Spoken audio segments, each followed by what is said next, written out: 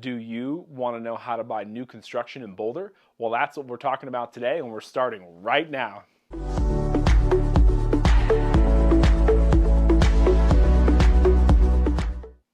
Hey everybody, I'm Barney Villa, realtor with Remax of Boulder here in Boulder, Colorado. And if this is your first time on my channel, make sure to subscribe because I post content weekly on all things Boulder real estate and you're not going to want to miss it. Today, we're talking about how to buy new construction in Boulder. And I'm going to tell you my top 6 things they don't tell you right away in the sales office. Tip number 1 is to remember that the sales agent in the sales office is not there for you. They represent the builder. Yes, they're nice, and yes, they're super sweet, and I do like working with them a lot, but when you go in to buy new construction, don't just take them at their word.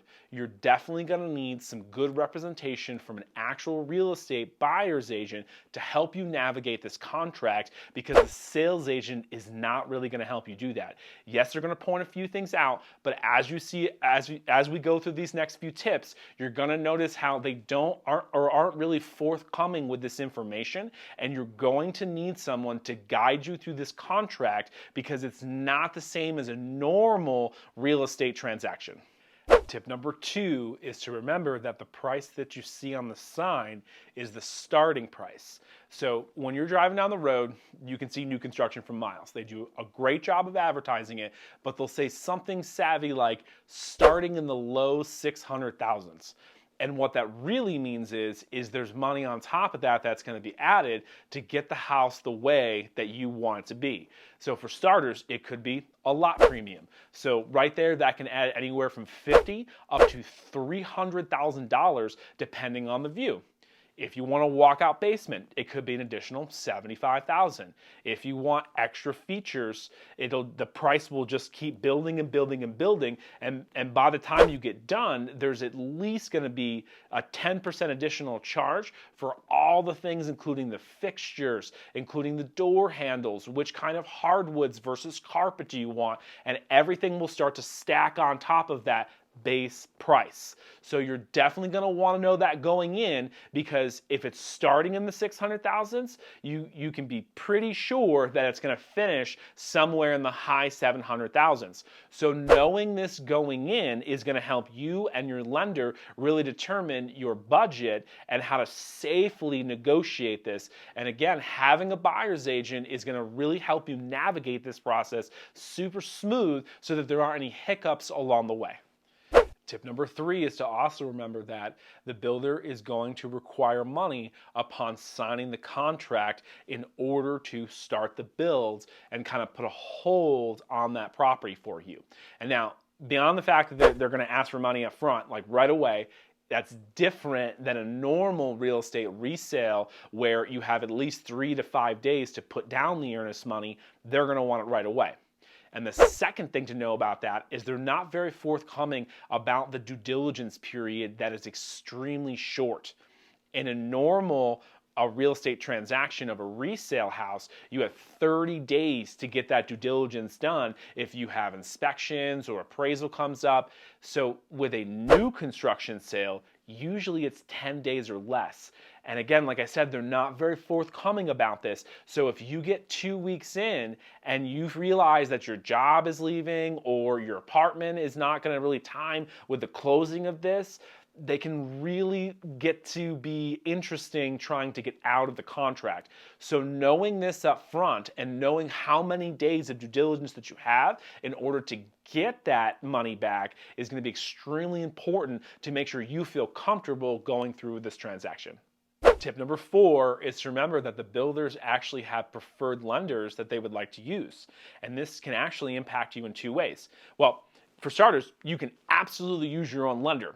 But the bonus here is they provide incentives, maybe even up to $5,000 to $10,000 of closing costs, and they may even be a lower interest rate. So when going to see new construction, yes, it's great to get a pre-approval before you go from your preferred lender, but checking into the details about the builder's preferred lender may help you save in interest rates and also closing costs. Tip number 5 is to remember that the builder's contract are generic and not really at all similar to the standard Colorado resale contract. And in the resale contract, there are a lot of things that protect the buyer, especially with disclosures like seller's property disclosure or square footage disclosure or source of water that is not actually disclosed inside the builder's contract. So if you have good representation, though, the buyer's agent will make sure to at least get something in writing from you saying that the other side refused to provide this information that will protect you in the long run. But if you don't know these details and you end up signing just generic contracts and say you want to get out, or there's something that came up that you can no longer complete, you're going to need someone to help you navigate through this contract, because again, the builder and the sales agents are working for themselves and not you. And tip number 6 is to always remember that delays happen.